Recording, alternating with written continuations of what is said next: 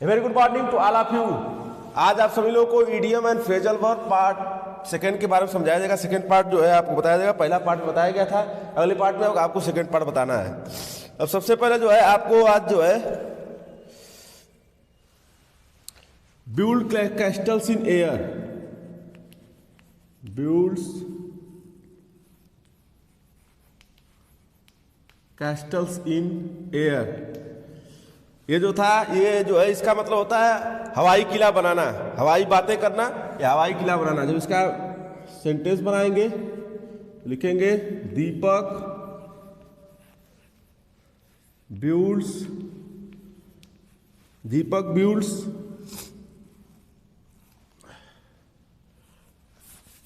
Deepak always builds castles in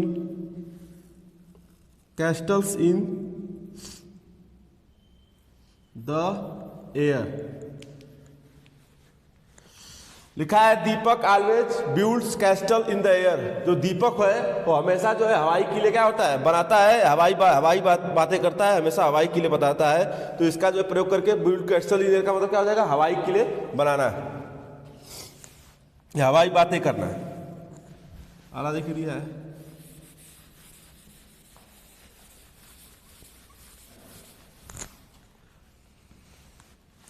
calls a spade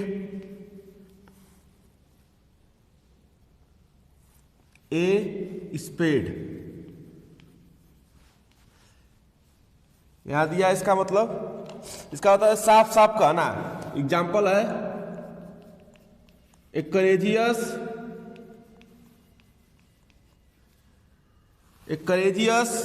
person always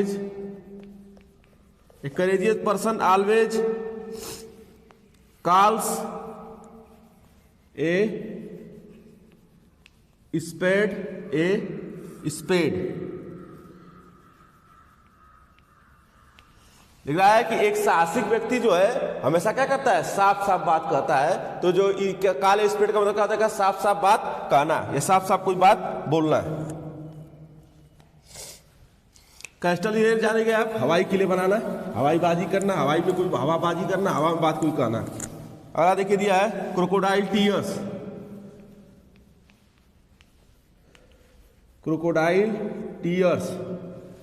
crocodile tier का मतलब होता है घड़ियाली आंसू, घड़ियाली आंसू या झूठे आंसू बोल सकते हैं आप। तो देखिए यहां पर दिया है एग्जाम्पल, अगर आपको बनाना रहेगा इसका कहेंगे many women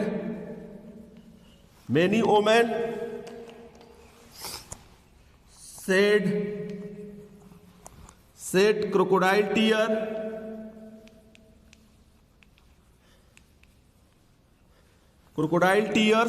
on the death of their stepson। लिखा है मेनी वोमेन, बहुत सी महिलाएं अपने स्टेपसन मतलब होता है, बोल सकते हैं कि सौतेले लड़के की मृत्यु पर क्या करती हैं, घड़ियाली आंसू बहाती हैं। तो क्रोकोडाइल टीयर का मतलब क्या होता है, घड़ियाली आंसू बहाना या घड़ियाली आंसू बहाना। जब आपके फ्रेज आ जाए क्रोकोडाइल टीयर का मतलब बताइए तो क्या कहेंगे आप, घड़ियाली आंसू बहाना। अगला देखिए दिया है, इस तरह से इसका प्रयोग करके आप बना लेंगे। अगला देखिए दिया है डाई इन हेयरनेस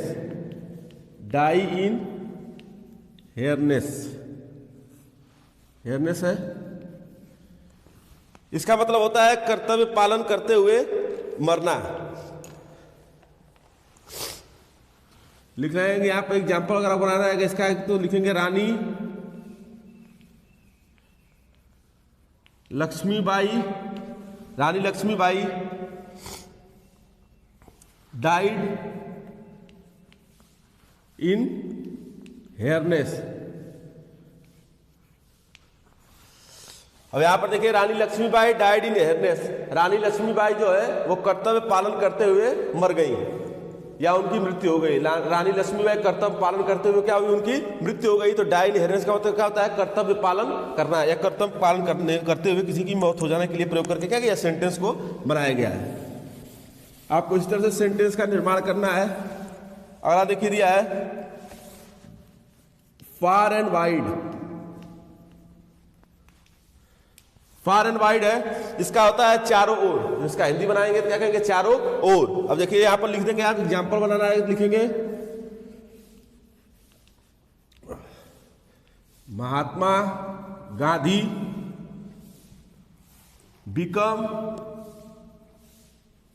बिकम फेमस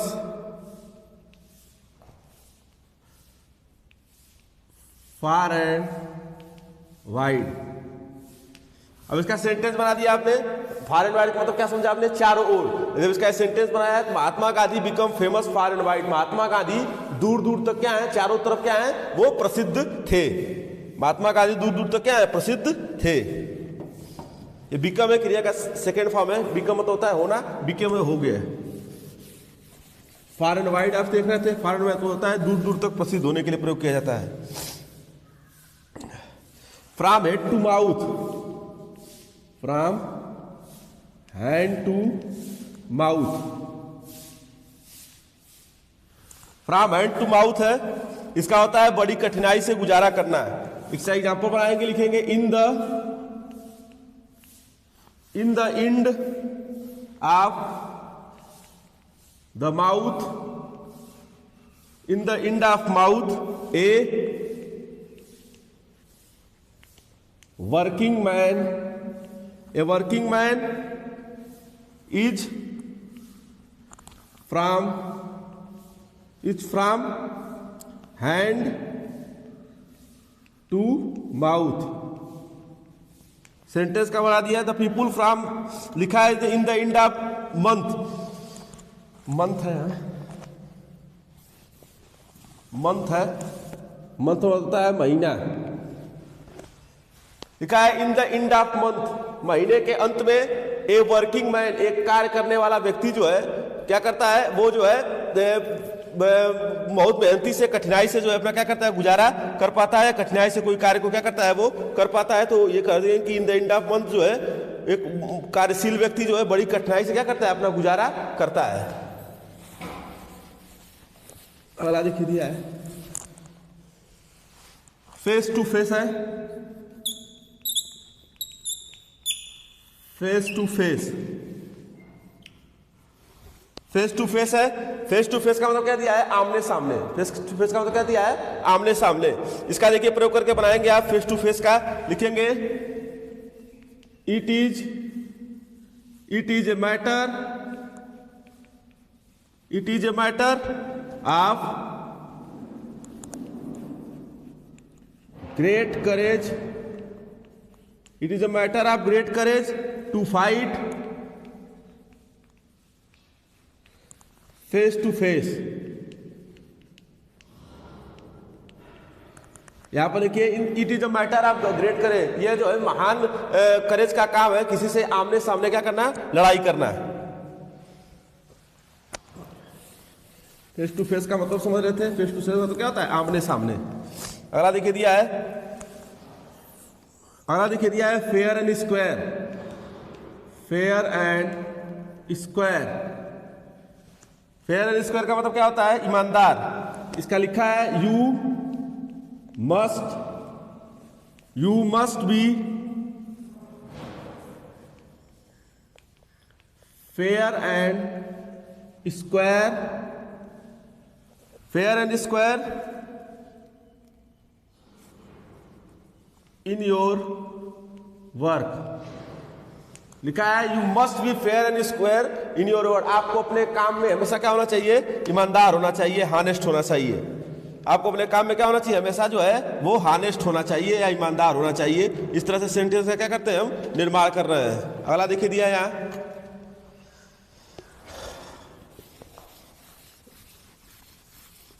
अगला देखिए दिया है फॉल बैक। फॉल बैक है, इसका होता है पीछे हटना। फॉल बैक की हिंदी क्या होती है, पीछे हटना। जब इसका हिंदी बनाएंगे लिखेंगे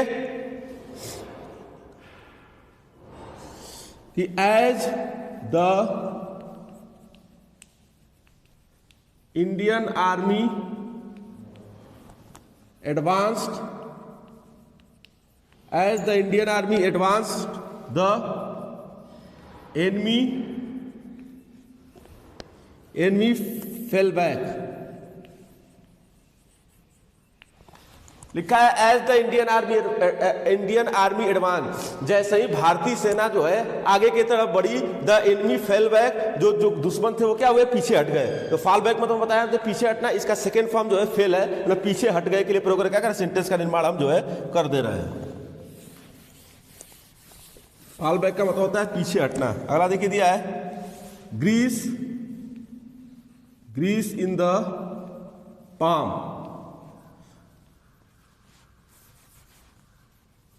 ग्रीस इन द पाम है, ग्रीस इन द पाम है, इसका मतलब होता है रिश्वत देना।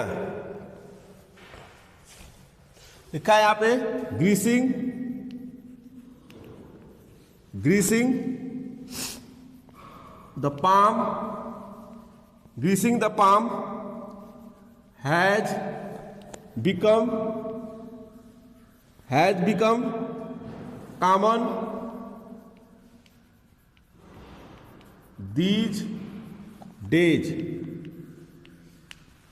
लिखा है कि ग्रीसिंग द पाम, रिश्वत देना, has become common this day, इन दिनों क्या हो गया, बहुत ही सामान्य बात है। रिश्वत देना इन दिनों क्या है, बहुत ही सामान्य है। तो ये तो ग्रीसिंग इन पाम हो जाएगा, रिश्वत देना। अगला देखिए दिया है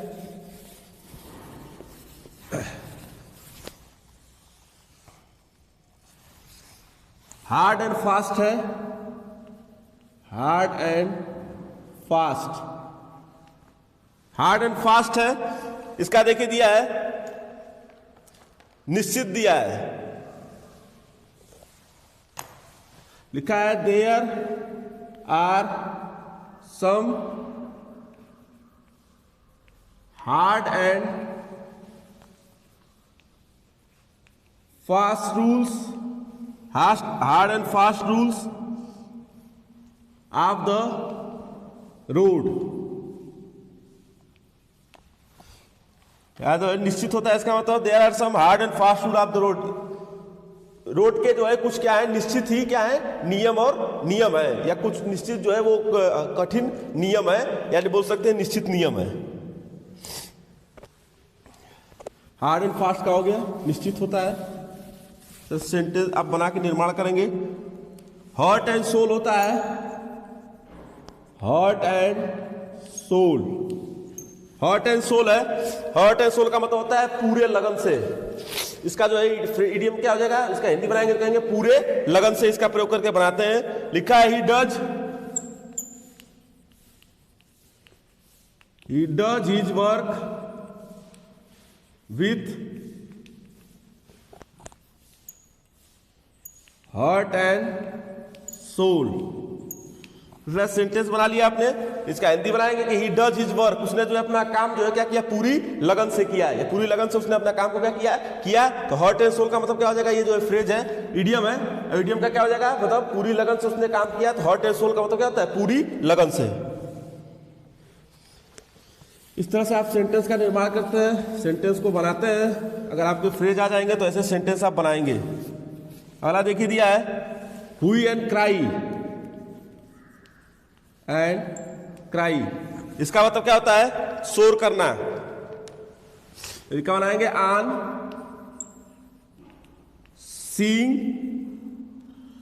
seeing a snack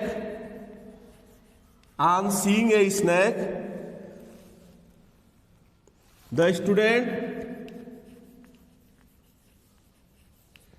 students made a hue and cry. On seeing a snake, एक स्नैक को देखने के बाद जो है देखते ही, एक स्नैक को देखते ही द स्टूडेंट मेड एन हुई एंड क्राई, जो विद्यार्थी थे वो क्या करने लगे, शोर मचाने लगे, या बोल सकते हैं जो है वो उन्होंने शोर मचाना शुरू कर दिया।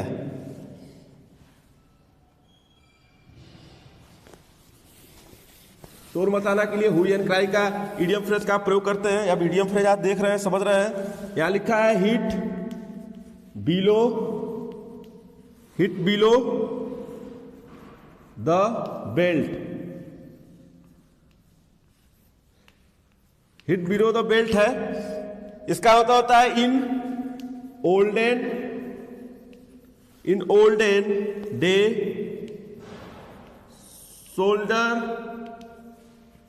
soldier never hit below the belt।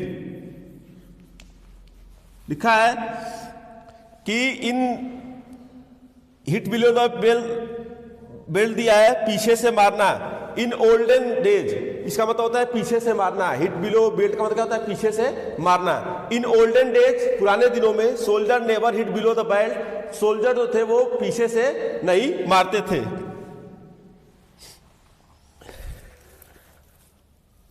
क्या बोल सकते हैं? धोखे से मारना।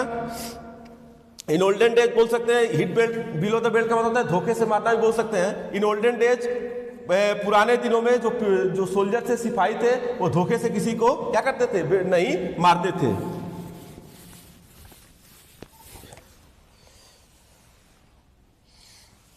इंस है, इंस एंड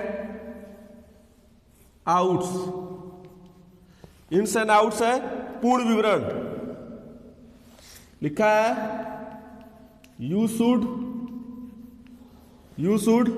नो द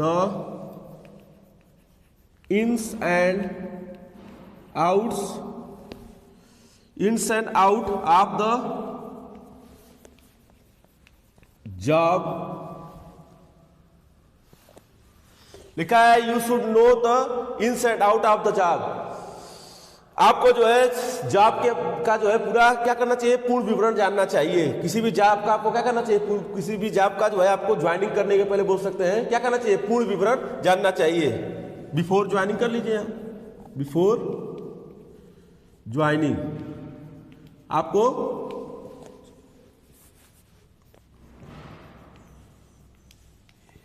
ज्वाइनिंग कर लीजिए।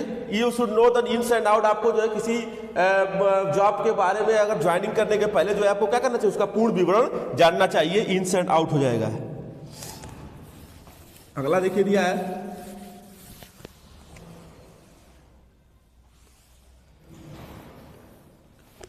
लिखा है in the nick of time. In the nick of time है, इसका होता है ठीक समय पर। तो लिखेंगे the party started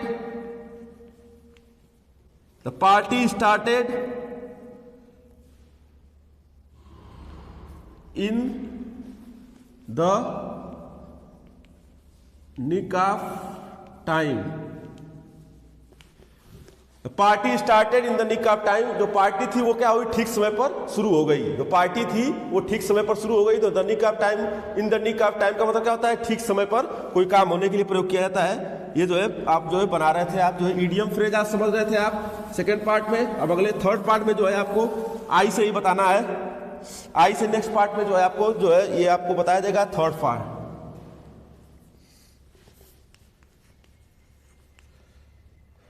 next idiom phrase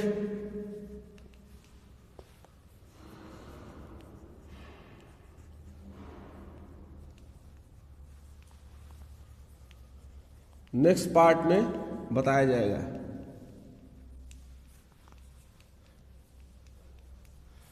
आज आप लोग को जो है आई से जो है नेक्स्ट पार्ट में आई तक कुछ बताया गया। आप नेक्स्ट पार्ट में जो है आपको थर्ड पार्ट में भी जो इडियम फ्रेज है वो आपको बताए जाएंगे। कैसे इडियम फ्रेज आप बनाते हैं, कैसे इडियम फ्रेज का प्रयोग कर रहे हैं, आपको इडियम फ्रेज इसमें पढ़ाया जा रहा है। इडियम फ्रेज आपको बनाने का तरीका आना चाहिए, कैसे इडियम फ्रेज बनाते हैं आपको जो अगले पार्ट में जो है आपको बताया जाएगा। संडे स्पेशल क्लासेस के लिए मेरे यूट्यूब चैनल को लाइक करें, फॉलो करें, सब्सक्राइब करें तथा अधिक से लोगों को मेरे चैनल के बारे में जानकारी देकर जागरूक करें। Thanks to all of you.